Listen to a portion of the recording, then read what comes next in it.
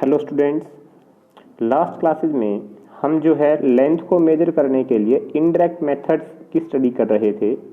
तो उसी को आगे बढ़ाते हुए हम आज चलते हैं नेक्स्ट टॉपिक के ऊपर, जिसके अंदर हमें क्या करना है।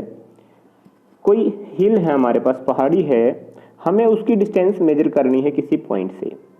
और देखो, किसी पहाड़ी की डिस्टेंस को मेजर करने के लिए हम ऐसे तो है नहीं कि डायरेक्ट मेथड हम स्केल का यूज करके उसको मेजर करें, तो उसके लिए इनडायरेक्ट मेथड का यूज होगा।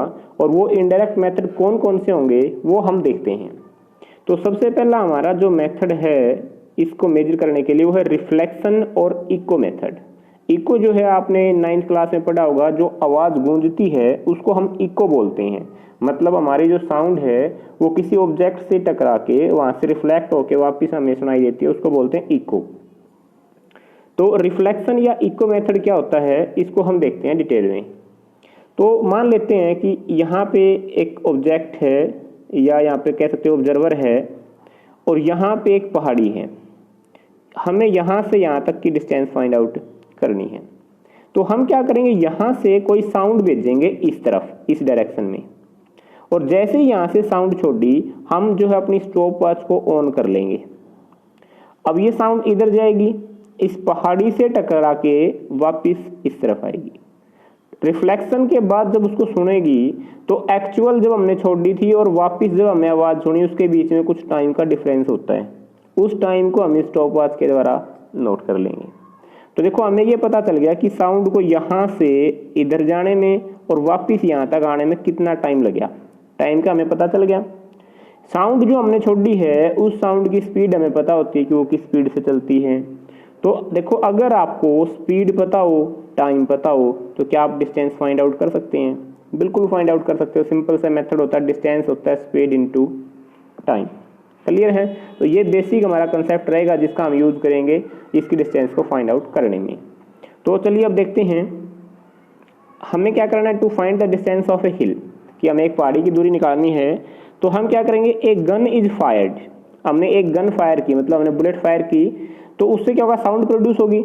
जैसे आप कभी देखना किसी बंद कमरे में या कोई भी ऐसी जगह हो, जैसे सामने कोई बड़ी चट्टान हो, बड़ी दीवार हो, हम वहां पे बोलते हैं तो हमें अपनी जो साउंड है वो कुछ टाइम के बाद सुनाई देती है रिफ्लेक्ट होके। उसके बीच में कुछ ना कुछ टाइम का गैप होता है।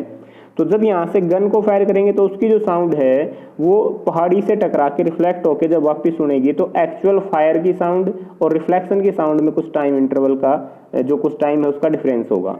The time interval between the instant of firing the gun and the instant of hearing the echo, कि जो हमें आवाज सुनेगी और जो हमने फायर किया उसकी रियल आवाज है, उसके बीच में कुछ ना कुछ टाइम का डिफरेंस होता है। और उस टाइम डिफरेंस को हम मेजर कर लेते हैं, उसको हम नोट कर लेते हैं। अब इस टाइम इंटरवल के अंदर जितना टाइम इसको लगा, देखिए साउंड यहाँ से मान लेते हमने फायर किया, यहाँ पे जो है वो पहाड़ी थी। इस टाइम में हमारी साउंड इधर भी गई और यहाँ से टकरा के वापस हमारे पास भी पहुंच चुकी है। हम मान लेते हैं जहाँ पे हम खड़े हैं, जो ऑब्जर्वर है और जो हमारी हिल है, इसके बीच की डिस्टेंस को हम डी मान लेते हैं। डिस्टेंस डी है। तो यहाँ से एक बात आपने समझनी है जो इंपॉर्टेंट है, साउंड ने देखो कितनी डिस्टेंस ट्रेवल की। बच्चे बोलेंगे यहाँ से यहाँ तक गया तो उसने डिस्टेंस डी ट्रेवल की। नहीं, जो टाइम इसको लगा है वो यहाँ से यहाँ तक जाने में और वापस भी तो आई है ना, हमें तभी तो सुनेगी जब हमारे पास ये वापस आएगी। तो डी डिस्टेंस तो ये इस तरफ गया और डी डिस्टेंस ये इस तरफ वापस आया। तो टोटल डिस्टेंस कितनी ट्रेवल कर दी इसने? 2d डिस्टेंस ट्रेवल कर दी। क्लियर है? हम मान लेते हैं जो साउंड है उसकी वेलोसिटी v है। साउंड की वेलोसिटी हम मान लेते हैं हमारे पास v है। तो देखो इसको फॉर्मूले में किस प्रकार से फॉर्मुलेट करेंगे। हमने जो डिस्टेंस d माननी है, इसने d की जगह s मान रखा है। तो आपको फॉर्मूला पता है, distance is equal to speed into time.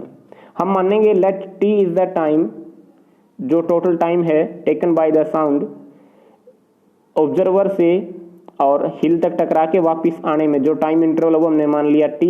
Velocity of sound हमने मान ली v। डिस्टेंस हमारी क्या है, s इसने माननी है। टोटल कितनी ट्रैवल करेगा, देखो 2s। तो डिस्टेंस की जगह क्या रख दिया, 2s। वेलोसिटी v, टाइम कितना लग गया t।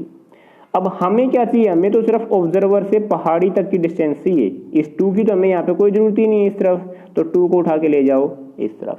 देखो आपको स्पीड या वेलोसिटी साउंड की पता है, टाइम आपने नोट कर लिया, 2 एक कांस्टेंट है, तो आपने ऑब्जर्वर और हिल के बीच के डिस्टेंस को फाइंड आउट कर लिया।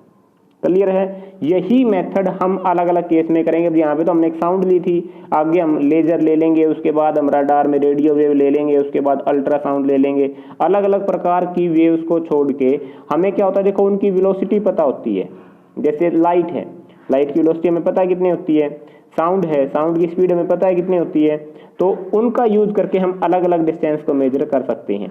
अब जैसे देखिए यहाँ पे हमें क्या करना, रिफ्लेक्शन मेथड का यूज करके मून की डिस्टेंस निकालनी है। तो हम क्या करते हैं, लेजर मेथड का यूज करते हैं। लेजर मेथड का मतलब क्या है, हम अर्थ से लेजर छोड़ेंगे। लेजर की आपको पता है एक लाइट होती है, और इसकी फुल फॉर्म क्या होती है लेजर की, light amplification by stimulated emission of radiation. मतलब इसके अंदर हम जो लाइट को काफी एम्पलीफाई कर देते हैं, उसकी जो इंटेंसिटी इतनी हाई हो जाती है कि वो काफी ज्यादा लंबी दूरी तक ट्रेवल कर सकती है। अब देखो एक तो आपके पास नॉर्मल टॉर्च हो, उससे आप लाइट छोड़ो तो वो आप देखोगे थोड़ी दूर पे जाके ऐसे फैल जाती है और कुछ लिमिट के बाद आगे उसकी लाइट नहीं पहुंच पाती। लेकिन लेजर जो है वो बिल्कुल एक स्ट्रेट बीम की फॉर्म में काफी दूरी तक ट्रेवल करती है, क्योंकि वो काफी हाईली एम्पलीफाइड होती है, उसका जो एम्पलीट्यूड है वो काफी हाई किया होता है। अब यहां से हम देखते हैं कि लेजर मेथड का यूज कैसे होगा। देखो वही सिंपल चीज, मान लो हम यहाँ पे खड़े हैं और यहाँ पे अपना मून है और ये हमारी अर्थ है, हमें ये डिस्टेंस की निकालनी है। यहाँ से हम लाइट छोड़ेंगे तो लाइट यहाँ पहुंचेगी, इसके टकरा के वापस हमारे पास रिफ्लेक्ट होके यहाँ आएगी। तो यहाँ से जाने में और रिफ्लेक्ट होके वापस आने में जो टाइम लगे वो हमने मान लिया t। अब लेजर क्या है, एक लाइट है, लाइट की स्पीड आपको पता है c होती है, c का मतलब 3 × 10⁸ मीटर पर सेकेंड। तो आपके पास वेलोसिटी भी है, टाइम भी है। अब ये डिस्टेंस कितनी ट्रैवल करेगी, देखो मान लिया s, मान लिया हमने s डिस्टेंस तो गई, s डिस्टेंस वापस आई, तो टोटल डिस्टेंस कितनी की इसने 2s। तो वही सेम फॉर्मूला इसके लिए बन जाएगा, v की जगह यहाँ पे आ जाएगा c और t आपका एज इट इज। और ये आपकी स्पीड ऑफ लाइट होती है 3 × 10⁸ मीटर पर सेकेंड। और जो साउंड होती है उसकी स्पीड या जो वेलोसिटी कह सकते हो आप 340 मीटर पर सेकेंड, जनरली इसको हम लेते हैं। लेकिन अगर नॉर्मल कंडीशन में पूछी जाए तो ये लगभग 332 मीटर पर सेकेंड होती है। न्यूमेरिकल्स में ऑलमोस्ट 340 दी होती है। इसी प्रकार से नेक्स्ट मेथड है रडार। रडार मेथड में देखिए क्या होता है, अब हमने क्या किया था, साउंड वाले में तो हमने इको वाले में तो साउंड भेजी, लेजर वाले में लेजर लाइट भेजी, रडार वाले में क्या होती है रेडियो वेव भेजी जाती है। देखो रडार का मतलब होता है, फुल फॉर्म क्या है इसकी, रेडियो डिटेक्शन एंड रेंजिंग। इसका भी हम यूज करते हैं डिस्टेंस को पता लगाने के लिए। बस इसमें हम क्या है, साउंड या लाइट की जगह क्या भेजते हैं, रेडियो वेव भेजते हैं। क्लियर है। इसके बाद नेक्स्ट आपका मेथड है सोनार मेथड। देखिए सोनार मेथड जो है इसकी फुल फॉर्म आपको पता होनी चाहिए, इनकी कई बार एमसीक्यू में आ जाते हैं ये, साउंड नेविगेशन एंड रेंजिंग।